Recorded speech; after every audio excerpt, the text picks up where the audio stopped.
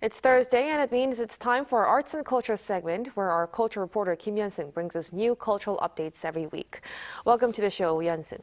Thank you for having me again. What do you have for us today? Well, Christmas is around the corner, and what screams more Christmas than the Nutcracker? This Christmas fixture has been one of the most loved end-of-the-year spectacles since its premiere 130 years ago, and the production I'm going to show you right now is the one by the Universal Ballet. It's beautiful, it's magical, and it embodies the Christmas spirit. Take a look. A winter dreamland fantasy unfolding at Christmas. It's the Nutcracker, a classic of the end-of-the-year season. This performance is by the Universal Ballet, a Korean ballet company with 4 decades of history. We are staging the Mariinsky version of the Nutcracker, which I think is the most animated and beautiful version. When you see the waltz of the snowflake or the waltz of the flowers, you can witness the epitome of authentic ballet. Every year, ballet companies around the world breathe a new life to the Nutcracker. The Universal Ballet is staging a version that's close to the original that premiered in St. Petersburg Mariinsky Theater 130 years ago. With music by Tchaikovsky, the ballet has become a long-running Christmas fixture since, and dozens of ballet variations have stemmed from it. But the story of the Nutcracker is mostly the same for every performance. A girl gets a Nutcracker doll from her godfather during a Christmas Eve party.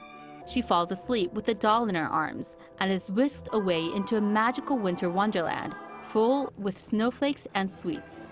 The Universal Ballet's Nutcracker displays this Christmas magic through scintillating stage props and extravagant costumes. The Nutcracker is a ballet that everyone can enjoy, no matter your age or gender. Also, it's a perfect performance for families because you can really feel the Christmas spirit, and it's a piece that teaches children about hopes, dreams, and love. As it had for more than a century, the Nutcracker is once again ready to bring toys and sweets to life with some Christmas magic. There are some hardcore Nutcracker fans who've made it their Christmas tradition to watch the Nutcracker every year. Some people still haven't watched it yet. Whichever end of the spectrum you're in, if you're planning to see the Nutcracker this year, you're in for a treat. Because this year there are going to be multiple productions to pick and choose from. One of the best features of the Universal Ballet production is that there are a lot of young dancers in the party scene, so it feels more lively and family friendly. There's another Nutcracker production at the Seoul Arts Center from Korean National Ballet, and this one features the dance from the Bolshoi Ballet choreographed by Russian ballet legend Yuri Grigorovich. And this version is slightly different from the one previously shown because the Nutcracker is played by a young ballerino rather than a wooden doll. And also, this production has a slight variation to the story because the godfather who gifts the Nutcracker is more of a narrator in this story.